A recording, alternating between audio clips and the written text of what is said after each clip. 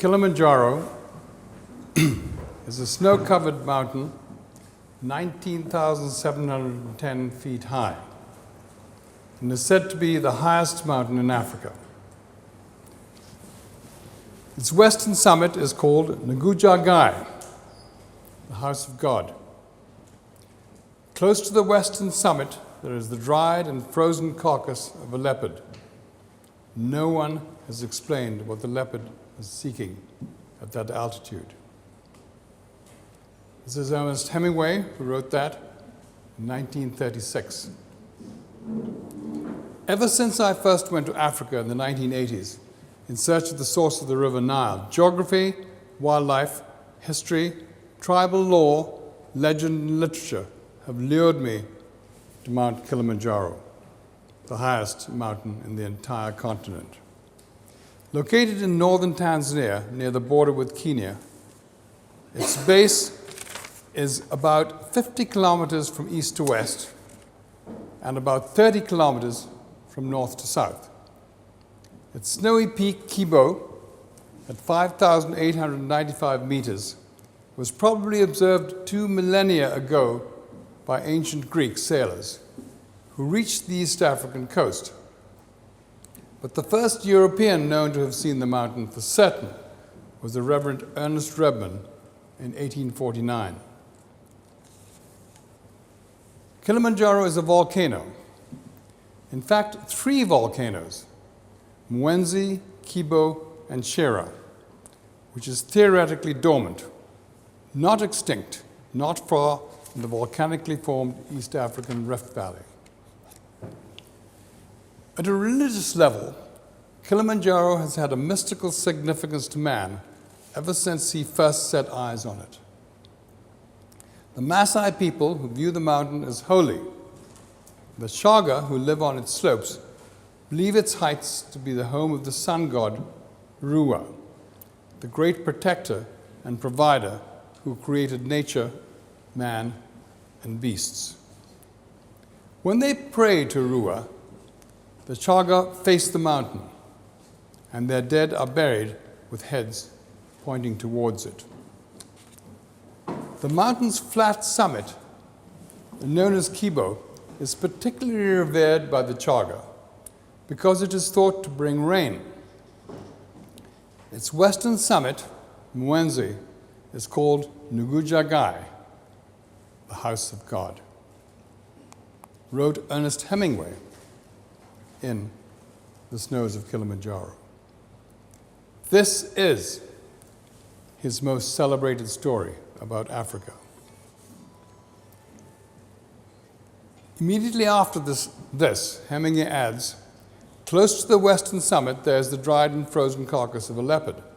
No one has explained what the leopard was seeking at that altitude. Leopards are the most dangerous, secretive, and alluring of all the African cats. Perhaps it is their combination of indolent beauty and deadly cunning that attracts many of us so strongly. Or possibly it is their solitariness. Leopards are antisocial creatures, seen together only during the mating season. And unlike lions, they hunt alone and almost exclusively at night. For anyone who likes a personal challenge, try to catch a glimpse of this unique creature. Trying to catch a glimpse of this unique creature is as irresistible as a siren song. No wonder Hemingway made a leopard into a tantalizing artistic symbol in this story. The leopard carcass, he mentions, was no fiction. It was found in 1926 by an English mountaineer, Donald Latham, during his climb to the summit. Latham published photographs of the carcass on a pile of rocks and of a bearer proudly holding it above his head. In his description of the ascent, he explains, a remarkable discovery was the remains of a leopard, sun-dried and frozen, right at the crater rim. The beast must have wandered there and died of exposure. Latham thought that the leopard had been hunting, had lost its way in a blizzard, and had been driven up the mountain to escape the cold. Hemingway, however, offers no explanation. Rather, he sets up the presence of the leopard near the summit in the prologue to his story as a riddle that the reader must try to answer through the tale that follows. In the snows of Kilimanjaro, Harry, a writer on safari, is dying in the shadow of the great peak. Waiting at the base of the mountain for the plane that is his only hope of rescue, he dwells on his past and the mistakes he has made. Through his sniping at his wife and his recollections of Europe, the reader learns of Harry's marriage to a rich woman he does not love, of the gangrenous leg that is going to kill him, and of his intense wartime and post-war experiences that will now never see print because Harry has been betrayed his writing talent for a life of luxury. Although Kilimanjaro broods over Hemingway's story, the leopard is only mentioned once. Still, its image haunted me along with many of the story's other images. The snows of Kilimanjaro and its origins in Hemingway's life seem worthy of fresh investigation. Together with Karen Blixen's Out of Africa and Beryl Markham's West with the Night, Hemingway's story is at the center of an extensive collection of books, maps, photographs, and articles about East Africa that I have accumulated whilst traveling there in search of wildlife and the sources of the Nile. Although the story is brief compared to Hemingway's novels, it is perfect.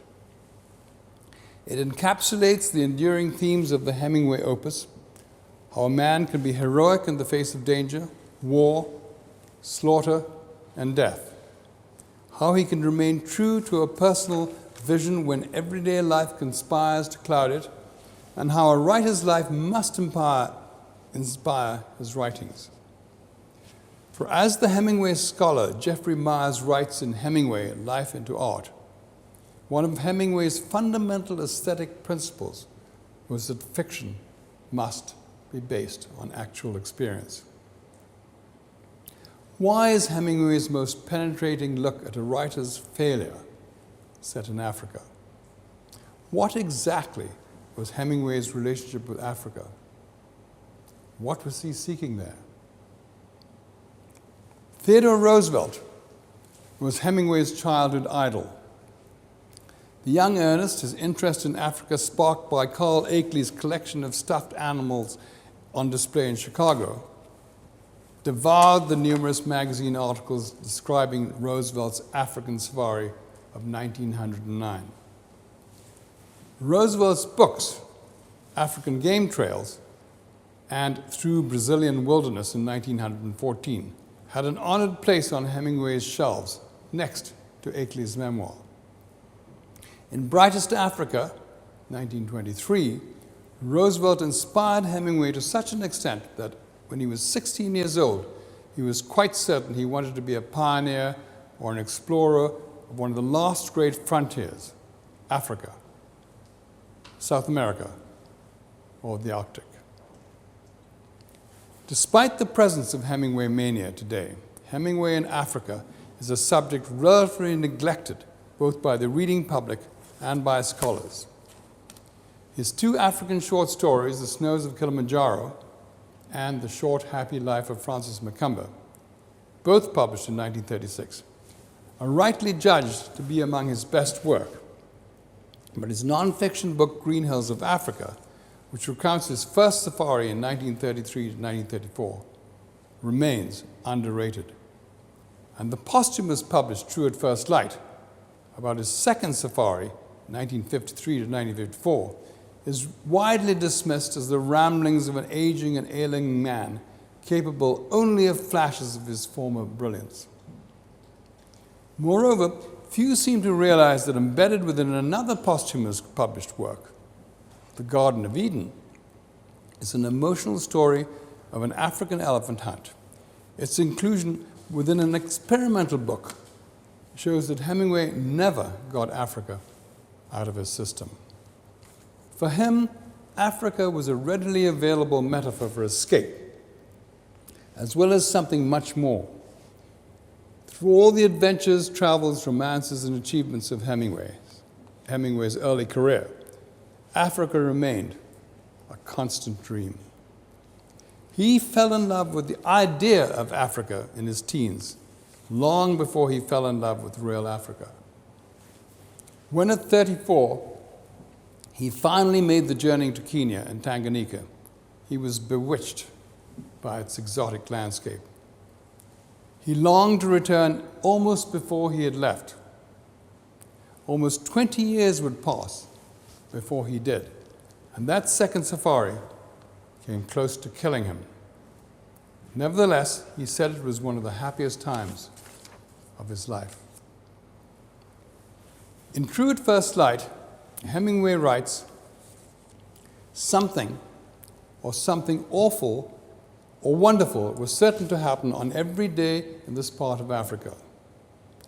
Every morning when you woke, it was as exciting as though you were going to compete in a downhill ski race or drive a bobsled on a fast run. Something, would happen, and usually before 11 o'clock. I never knew of a morning in Africa when I woke that I was not happy. I decided to visit Hemingway country in Kenya, Tanzania, Tanganyika in Hemingway's time, and Uganda, and write a book, Hemingway in Africa. By following his footsteps and experiencing at first hand the places he wrote about on his 2 safaris, I sensed that one could understand Hemingway's attraction to Africa in a deeper way than his many biographers, excellent though their books may be. Of course, I knew it would be impossible to consider Hemingway's Africa separate from colonial issues. The Africas of the great Victorian explorers, like Burton and Speke, of Akeley and Roosevelt, of Blixen and Markham, of Hemingway's first safari in 1933 and his second in 1953, and the Africa of my own safaris are each different, as they come nearer to our own time, farther away from the tribal kingdoms and natural wilderness of Africa that met the eyes of David Livingstone. Yet, something of the original Africa and of colonial Africa before it went irreparably wrong did remain in my experience. This was the Africa that Hemingway sought, and this is what I too went after. On my last African safari, I would stop where Hemingway stopped and look where he looked in a quest that was a convincing explanation of his strange and profound affection for Africa. At the heart of it, I knew, lay Kilimanjaro. Surprisingly, and maybe significant in the light of his story, Hemingway never climbed the mountain, but I hope to do so. One of the biggest disappointments of my life was the slow and reluctant realization that I had left this particular expedition too late. My right hip and shoulder had long been riddled with arthritis, and it would have been foolish to undertake the long climb, which lasts up to a week there and back. Even so, when I reached Kenya, I was still hoping that I might conquer my arthritis and manage the trek. One of the first things I did after landing in Mombasa was to visit a faith healer. I have a long-standing interest, not strong enough to call a belief, in the arcane practices of faith healers in Africa and Asia. This particular healer lived off the beaten track in the village of Katilani, near Machakos, not far from Nairobi, in an area that is the home of the Wakamba tribe, an important people for Hemingway, who tells of his romance with a Wakamba girl named Deba in True at First Light. The healer knew we were coming, but when we at last made it to his village, he was in the middle of performing a rather painful-looking procedure on a young woman in front of a crowd of curious Wakamba. I was unsure what sickness was being expunged from the woman as she lay stripped to the waist on the hot red earth. The healer wore a white cloak, and during the course of the half-hour treatment, he dug his knife into her flesh and rubbed a dark powder into the wound. This strange powder was only the final stage. Before administering it, he had worked his way through a Thompson's gazelle horn, a warthog tusk, 2 emperor shells, and a small calabash, and had even used a wildebeest whip. At length the woman got up, apparently unharmed, though it was impossible to tell if the treatment had been effective. I decided to take the plunge. Through an interpreter, I told the healer where I suffered from arthritis. He agreed to perform a ritual treatment on me similar to the one we had just witnessed. The knife wounds pierced my skin, though not deeply, and they certainly hurt. There was blood. After rubbing the dark powder into my wounds, he gave me half a tumbler of a pungent grey fluid to drink. It tasted like brewed garlic cloves, absolutely foul, and its effect was immediate. I sweated profusely and felt quite bilious on the journey back to the ranch house where I was staying, as our Land Rover jutted over steep paths to regain the tarred road. The whole venture was in fact a risky and rather stupid medical experiment, for which I was later scolded by a London doctor as he handed me a negative test report for HIV. But at that time, I went under the healer's knife. Apart from the hope of curing my arthritis, I also felt that the experience might help me in a small way to understand the relationship between the danger Hemingway willingly courted in his life and the vitality expressed in his writing. It was quite a journey following Hemingway from Machakos to Nairobi, across the Tanzanian border to Arusha, and thence to Motowabu, mosquito village, and up the escarpment where we could look down on Lake Manyara. Although our route coincided with Hemingway's in 1933 and 1934, we did not have the option of hunting for the pot. From Lake Manyara, we drove towards the dormant Aldiani volcano to camp in the Mongolo district near Lake Tayasi, and near the Ngorongoro crater. Here, the Hemingway party hunted for lions. We found the lush land still rich in game. Then we went south to Babati, near where the Kuru Hunt, that is the narrative focus of Green Hills of Africa, took place. Here we were sidetracked at a Hadza settlement, invited to join their primitive early morning hunt. The Africa of yesterday trying to survive in the Africa of today. Since Hemingway was fascinated by fear all his life, the question of a man's bravery in the face of danger was a natural topic of conversation on his first safari. The circumstances of a hunter losing his nerve would likely have been campfire talk between Hemingway and his hunter guide, Philip Percival. This actually is a photograph from his second safari when Percival came out of retirement. As they swigged companionable aperitifs after a long day in the field. He also used a real-life incident in The Short, Happy Life of Francis Macumber, based on Colonel J.H. Patterson, the ruthless engineer who had earlier killed the man-eating lions of Tsavo. Patterson acted as a hunter guide for the Honorable Audley Blythe and his wife on safari, but returned from the bush only with Mrs. Blythe, whom he later married. How her husband died is still a shrouded mystery. Driving south from Babati, we approached 2 more camps used by Hemingway, near Kolo and Kondoa, from where he hunted kudu, buffalo, Thompson's gazelle, and rhinoceros.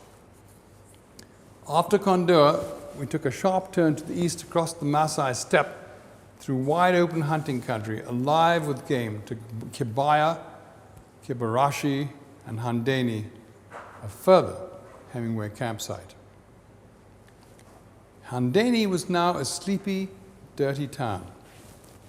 Hemingway would not have believed how much 70 years had altered his original tiny settlement. East of Handeni, the Mayambo was being cleared for small settlements. We drove further out, away from Western influence, going northeast towards Karagwe until we once more saw Masai Morani in their red cloaks and thatched huts, and in the distance, the clouded, enveloped Usambara Mountains.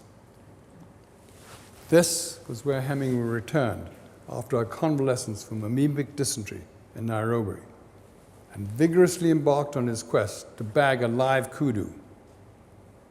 But his run of bad luck continued. On his penultimate day there, he shot 2 beautiful kudu bulls,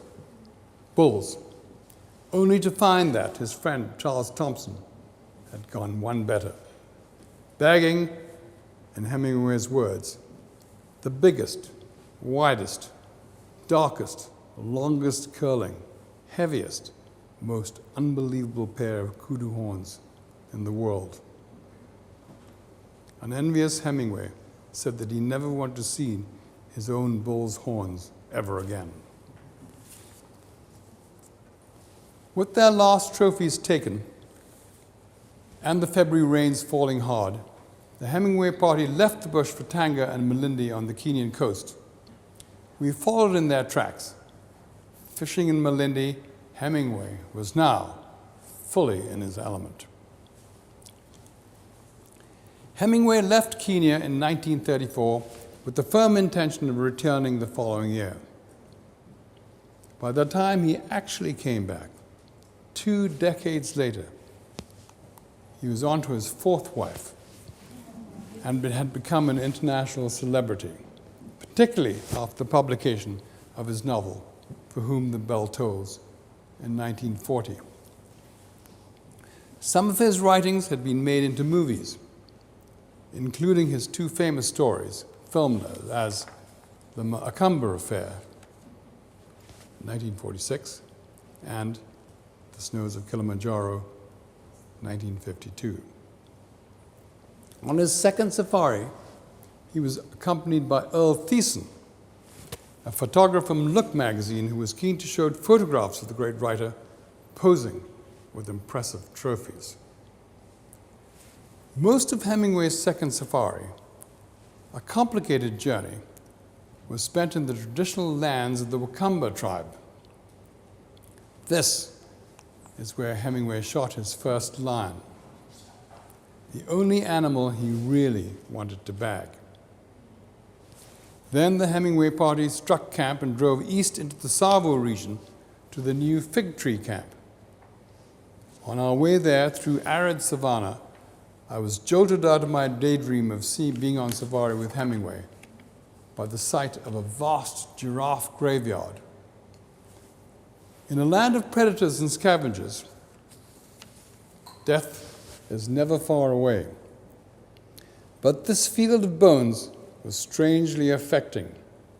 It looked like the work of poachers. Pitching our camp in Tsavo was a chaotic experience. We had left it too late and had to struggle in the dark with 10 poles while searching in vain for tent pegs and the usual safari paraphernalia amidst crisscrossing torch beams and increasingly furious shouts. At Fig Tree Camp, Tyson, restless for photos of Hemingway with his trophies, persuaded him to pose in front of a leopard shot by someone else. The famous photograph is therefore a classic example of misleading Hemingway publicity.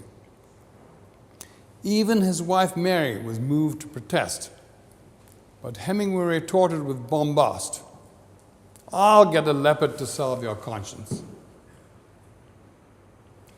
From Fig Tree Camp, the Hemingways went south to Tanganyika to meet his son Patrick, who had bought a farm in 1951 and was living there with his American wife. Then they returned to an earlier camp at Kimana.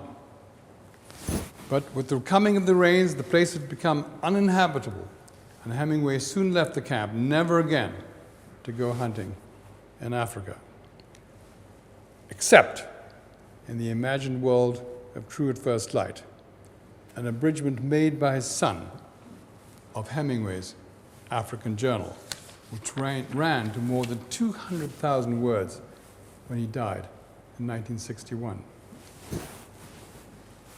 Although the reader would never know it from True at First Light, Hemingway's second expedition came to a highly dramatic close that nearly cost him his life. Like his central character, the writer Harry, in the snows of Kilimanjaro. On the 21st of January 1954, the Hemingways took off in a light aircraft, stopping first at Bukavu and on Lake Kivu, and then next day flying north up the lake, following the channel between Lake Edward and Lake George. An overnight stop at Entebbe was followed by more lake skimming across the southern tip of Lake Albert, then over marshland along the Victoria Nile, until the party reached Murchison Falls, and disaster. Murchison Falls is not a vast cataract like Victoria Falls, but it is a very powerful rush of water, as I know from photographing at length on my personal pursuit of the sources of the Nile. Danger lurks everywhere. As Mary Hemingway took photographs, the pilot Roy Marsh angled the aircraft to help his passenger get a better shot. Circling for the third time, Marsh swerved to avoid a flight of ibis and ripped into an abandoned, almost invisible telegraph wire that sliced off the plane's rudder and radio antenna. It came down in some trees some 5 kilometers from the falls. By an extraordinary stroke of luck, all three emerged relatively unscathed. Mary with cracked ribs, Ernest with heavy bruises on his shoulders and legs, and Marsh relatively unharmed. But with the nearest village 70 kilometers away, their radio dead, and the rumble of dangerous animals nearby, they had little choice but to salvage the last of the whiskey, move uphill, and pitch camp. Worse was to come. Rescue arrived the next day when a privately chartered boat took them to Butaya. Another pilot, Reggie Cartwright, was now eager to fly the Hemingway party to Entebbe. On takeoff, the 12-seater rose, then nosedived and burst into flame. The metal door buckled in the heat, but Cartwright, Marsh, and Mary Hemingway were able to make their escape through a small window. Ernest Hemingway, however, was too large to get out of this way. He worked frantically to force open the door and eventually battered it open with his forehead. As a result of the accident, he suffered a damaged kidney and liver, head wounds, burns, a dislocated shoulder, and the temporary loss of hearing in one ear and vision in one eye. News of the crashes had already spread around the world, and the plane's passengers were assumed to be dead.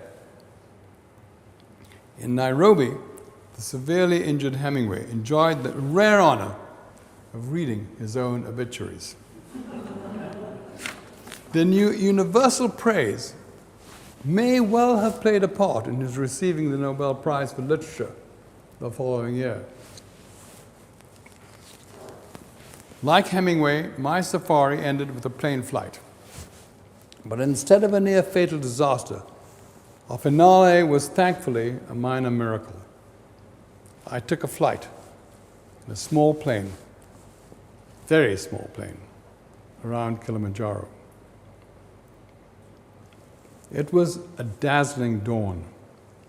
We left Arusha Airport at 6:45 a.m. Nearly 30 minutes later, we were approaching Kilimanjaro. On the right, we saw the jagged peak of Mwenzi, and on the left, the stunning square-topped peak of Kibo. As we flew directly into the blazing light between the peaks, the sun itself seemed suddenly to shift, shooting brilliant beams of light from the snow-capped heights nearly 6,000 meters above sea level. We circled the summit, crater, past Leopard Point, at the eastern edge of the crater.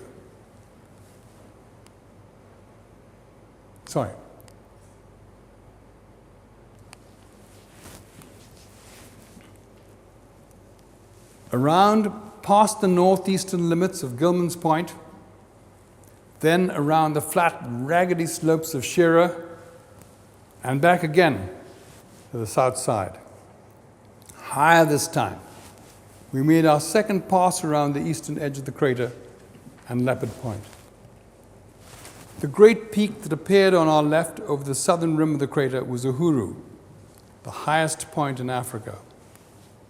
We made our third pass, green tents visible below us. Then Kuru Hunt. Again, we flew between Mwenza and Kibo, with Uhuru Peak to our left, and there, once more, was Leopard Point, poking up as a brown pinnacle from the eastern depths of the crater.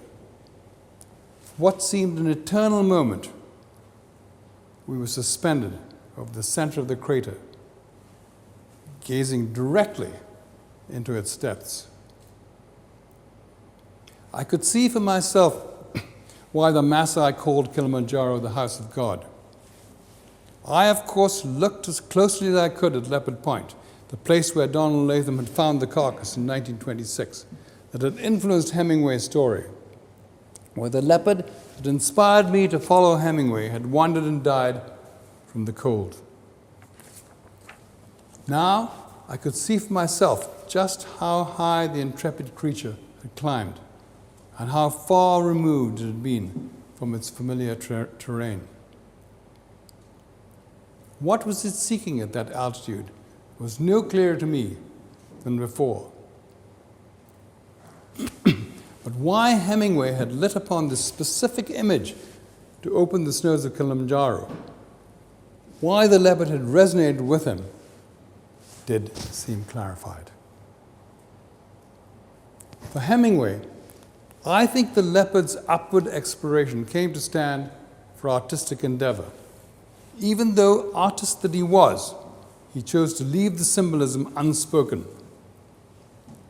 In journeying away from familiar terrain, the leopard was set apart from other leopards.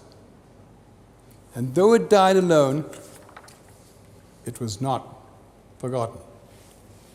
Its preserved carcass on the mountain is testament to that journey. Consequently, we remember this leopard, and it intrigues us and causes us to reflect. Hemingway must have seen himself in the rarefied ascent. The true artist, driven by unknown forces, breaks away from routine and embarks on an exploration of the unfamiliar. In making this journey, his name is preserved. Hemingway's compulsion to write, and to write well, his desire to achieve the sharpest observation in the most enduring prose, was certainly in part a bid to cheat death. As he said of literature, if it's good, many people remember you and they tell it to their children, and their children and grandchildren remember. And if it's good enough, it will be last as long as there are human beings. Hemingway does not suggest that the artist can reach the summit, only that if he is serious about his art, he should attempt to get as near to it as he can, It is only when Harry, the dying writer in the snows of Kilimanjaro, recognizes this truth, however painful, that he is rewarded with a vision of the mountain's peak. Dreaming that the rescue plane is carrying him away, Harry looks out of the window, and there, ahead, all he could see, as wide as all the world, great, high, and unbelievably white in the sun, was the square top of Kilimanjaro. And then he knew that that was where he was going. The linking of artistic pursuit and the search for immortality is hardly a new concept. But Hemingway's African context allowed for a fresh development of the theme. Perhaps this is because Africa, above all of the places he lived in, was like a crucible in which a new life could be minted. In Africa, absurdly beautiful landscape is an arena for terrifying natural forces. Mount Kilimanjaro epitomizes this. And to contemplate Kilimanjaro is also to contemplate the transience of human life. In a striking passage from Green Hills of Africa, Hemingway tells us, with the deliberately jarring mixture of mundane and lyrical metaphors, that the worn light bulbs of our discoveries and the empty condoms of our great loves float with no significance against one single lasting thing, the stream. According to him, art is the one human creation that has a chance of resisting the stream. But enough of metaphor. East Africa, as Hemingway makes vivid in the Green Hills of Africa, was a sensuously real land where he had the opportunity to live to the full, not just let my life pass, as he said. Looking back on my journey in his footsteps, I came closest to Hemingway in Africa. Neither while hunting leopards, nor in interviewing people who knew him, nor while driving through his green hills. I was actually closest to it when I seized the country with my own hands and lived it for myself. Waking in the very early morning, waiting for coffee and for the day to begin, offers Africa at its most sublime.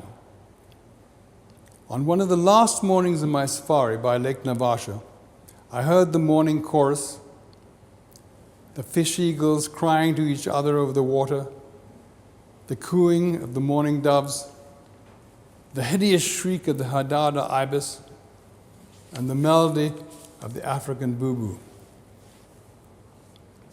Long streaks of sunlight cast equally long shadows through the acacias onto the glistening grasses and dark papyrus by the water's edge.